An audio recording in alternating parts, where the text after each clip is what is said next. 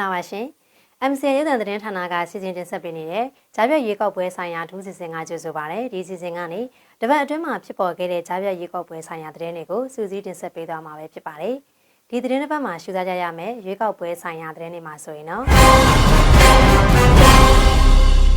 ရွေးကောက်ပွဲဝင်မဲ့ကိုယ်စားလှယ်လောင်းတွေဥပဒေနည်းဥပဒေတွေလိုက်နာကြဖို့ရွေးကောက်ပွဲကော်မရှင်သတိပေးလိုက်တဲ့အကြောင်း2020မှာကိုပိုင်အစိုးရဖွဲ့မယ်လို့ရခိုင်မျိုးသားပါတီဥက္ကဋ္ဌဒေါက်တာအေးမောင်ပြောကြားလိုက်တဲ့တဲ့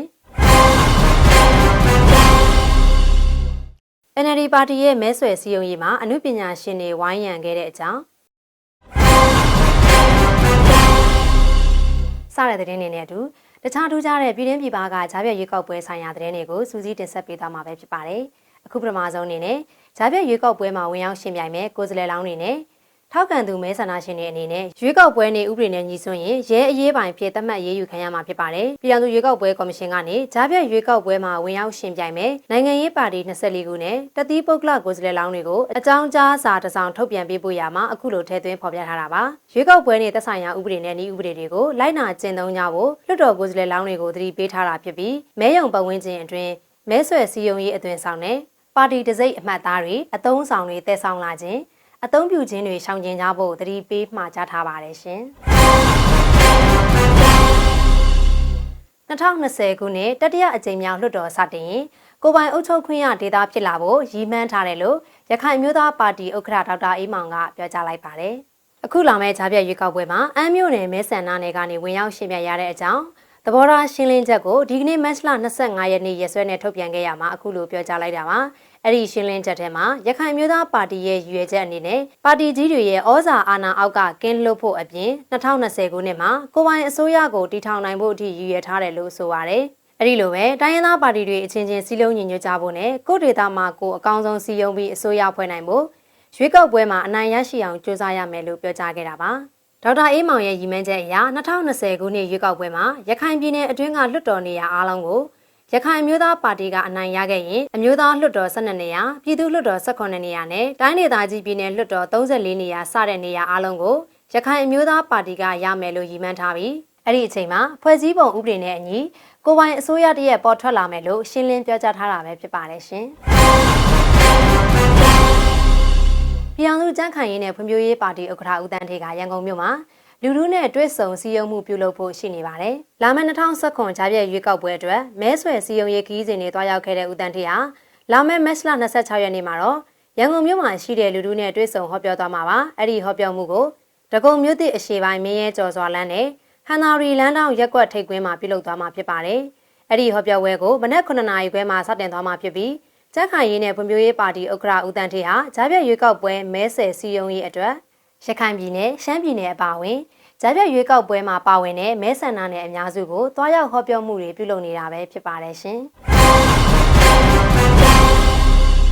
ကြားပြတ်ရွေးကောက်ပွဲမှာရခိုင်မျိုးသားပါတီဥက္ကဋ္ဌဒေါက်တာအေးမောင်ဝင်ရောက်ရှင်ပြိုင်မဲ့အမ်းမြို့နယ်မှာရခိုင်လူထုအင်အားပြချီတက်ပွဲနဲ့ရခိုင်တေးဂီတတွေဖျော်ဖြေသွားဖို့ရှိနေပါတယ်။အဲ့ဒီလူထုအင်အားပြပွဲကိုမတ်လ29ရက်နဲ့30ရက်နေ့တွေမှာပြုလုပ်သွားမှာဖြစ်ပြီးအန်းဒီရခိုင်ဒီအန်းဆိုတဲ့ခေါင်းစဉ်နဲ့ချီတက်ကြမှာပါအဲ့ဒီအင်အားပြချီတက်မှုအတွက်ရခိုင်မျိုးသားပါတီ ANP အမှတ်တစိပ်ပါခေါင်းစီအင်ဂျီအလံနဲ့အသုံးဆောင်တွေကိုအန်းမြို့နယ်မှာထွက်ယူနိုင်တယ်လို့ကြေညာထားပါတယ်ရခိုင်မျိုးသားပါတီဥက္ကဋ္ဌဒေါက်တာအေးမောင်ဟာအန်းမြို့နယ်မဲဆန္ဒနယ်မှာဝင်ရောက်ရှင်ပြရတဲ့အကြောင်းရင်းကိုဒီကနေ့မတ်လ25ရက်နေ့ရက်စွဲနဲ့ထုတ်ပြန်ကြေညာထားပြီးရခိုင်တိုင်းရင်းသားစုအတွက်ပါတီကြီးတွေရဲ့လွှမ်းမိုးမှုအောက်ကကင်းလွတ်ပြီးကိုဒေတာဖွံ့ဖြိုးရေးကိုစိတ်တိုင်းကျဆောင်ရွက်နိုင်ဖို့ရခိုင်မျိုးသားပါတီကိုထူထောင်ထားတာဖြစ်တယ်လို့ရှင်းလင်းပြောကြားခဲ့ပါတယ်ရှင်။နိုင်ငံတော်ဒုသမ္မတဦးဟင်နရီဗန်ထူးယူရဲ့ချင်းပြည်နယ်ထန်တလန်မြို့နယ်မဲဆန္ဒနယ်မှာကြားပြတ်ရွေးကောက်ပွဲအတွက်မဲဆွယ်စည်းရုံးရေးဆိုင်းဘုတ်ပိုစတာတွေတပ်ဆင်ထားရှိနေပြီဖြစ်ပါတယ်။ပြီးခဲ့တဲ့2015ရွေးကောက်ပွဲမှာအမျိုးသားလွှတ်တော်နေရာကိုအနိုင်ရရှိခဲ့တဲ့ဦးဟင်နရီဗန်ထူးယူဟာနိုင်ငံတော်ဒုသမ္မတနေရာကိုတာဝန်ယူပေးအပ်ခံခဲ့ရတာကြောင့်ထန်တလန်မြို့နယ်မှာအမျိုးသားလွှတ်တော်ကိုယ်စားလှယ်နေရာလက်လတ်နေတာဖြစ်ပါတယ်။ကြားပြတ်ရွေးကောက်ပွဲမှာအဲ့ဒီနေရာအတွက်ချင်းအမျိုးသားဒီမိုကရက်တစ်ပါတီအမျိုးသားဒီမိုကရေစီအဖွဲ့ချုပ်နဲ့ကြံ့ခိုင်ရေးပါတီတို့ကဝင်ရောက်ရှင်ပြိုင်ကြမှာဖြစ်ပါတယ်။ ထန်တလန်မြို့နယ်ရွေးကောက်ပွဲရလဒ်တွေအရ2010ရွေးကောက်ပွဲမှာချင်းမျိုးသားပါတီကအမတ်4နေရာစလုံးကိုအနိုင်ရရှိခဲ့ပြီး2015ရွေးကောက်ပွဲမှာတော့ NLD ပါတီက2နေရာနဲ့ကြံ့ခိုင်ရေးပါတီက2နေရာအနိုင်ရရှိခဲ့ပါတယ်။ချင်းပြည်နယ်အတွင်းမှာပြီးခဲ့တဲ့ဇန်နဝါရီလ6ရက်နေ့ကရေမတော်မဆမှုနဲ့ဆုံးမခဲ့တဲ့မတူပီမြို့နယ်တိုင်းဒေသကြီးပြည်နယ်လွှတ်တော်ကိုယ်စားလှယ်ရဲ့လေးလက်နေရာအတွက်ကိုတော့ကြားပြတ်ရွေးကောက်ပွဲမှာထည့်သွင်းပြုလုပ်နိုင်ခြင်းမရှိခဲ့ပါဘူးရှင်။လိုင်သာယာမြို့နယ်အမျိုးသားဒီမိုကရေစီအဖွဲ့ချုပ်ပါတီကပြည်သူ့လွှတ်တော်ကိုယ်စားလှယ်လောင်းဦးဝင်းမင်းရဲ့မဲဆွယ်စည်းရုံးရေးကိုအမှုပညာရှင်တွေဝန်ရံခဲ့ကြပါတယ်။လာမယ့်ဧပြီလ1ရက်နေ့မှာကျင်းပမယ့်ကြားပြတ်ရွေးကောက်ပွဲအတွက်ရန်ကုန်တိုင်းဒေသကြီးအတွင်းကမဲဆန္ဒနယ်တစ်ခုဖြစ်တဲ့လိုင်သာယာမြို့နယ်မှာအမျိုးသားဒီမိုကရေစီအဖွဲ့ချုပ်ပါတီကနေဝင်ရောက်ရှင်ပြိုင်မယ်လွှတ်တော်ကိုယ်စားလှယ်လောင်းဦးဝင်းမင်းရဲ့မဲဆွယ်စည်းရုံးရေးအတွက်ရန်ကုန်မြို့ကအမှုပညာရှင်အများစုကမတ်လ23ရက်နေ့မှာပါဝင်ပူးပေါင်းခဲ့ကြပါတယ်။အဲ့ဒီမဲဆွယ်စည်းရုံးရေးလှည့်လည်မှုမှာပြည်သူ့လွှတ်တော်ကိုယ်စားလှယ်လောင်းဦးဝင်းမင်းက NLD ပါတီမှာပြည်သူတွေစီကခိုးယူလှုပ်ရှားတဲ့လွှတ်တော်အမတ်မျိုးမရှိတာကြောင့် NLD ပါတီကိုသာမဲပေးကြဖို့စီယုံပြောကြားခဲ့ပါတယ်။တန်တာမြို့နယ်ပြည်သူ့လွှတ်တော်ကိုယ်စားလှယ်နေရာကိုဝင်ရောက်ရှင်ပြိုင်မဲ့ဦးဝင်းမင်းဟာ2015ရွေးကောက်ပွဲမှာကိုကျွန်းမဲဆန္ဒနယ်ကနေဝင်ရောက်ရှင်ပြိုင်မှုပြီးရှုံးနှင်းခဲ့သူတူဦးလည်းဖြစ်ပါတယ်ရှင်။ MCN ရုပ်သံသတင်းဌာနကစီစဉ်တင်ဆက်ပေးနေတဲ့ကြားပြတ်ရွေးကောက်ပွဲဆိုင်ရာထူးစစ်စင်ကိုရှုစားခဲ့ကြရတာပဲဖြစ်ပါတယ်။ MCN ရုပ်သံသတင်းဌာနအနေနဲ့ကြားပြတ်ရွေးကောက်ပွဲဆိုင်ရာထူးစစ်စင်တွေကိုစနေနေ့တိုင်းအပတ်စဉ်အစီအစဉ်တွေဖြည့်တင်ဆက်ပေးသွားမှာဖြစ်ပြီးကြားပြတ်ရွေးကောက်ပွဲကျင်းပမယ့်ကာလအတွင်းနေ့စဉ်ရုပ်သံအစီအစဉ်တွေဖြည့်တင်ဆက်ပေးသွားမှာဖြစ်ပါတယ်။ MCN သတင်းဌာနရဲ့ကြားပြတ်ရွေးကောက်ပွဲဆိုင်ရာထူးစစ်စင်ကိုရှုစားအားပေးခဲ့ကြတဲ့အတွက်အထူးပဲကျေးဇူးတင်ပါတယ်ရှင်။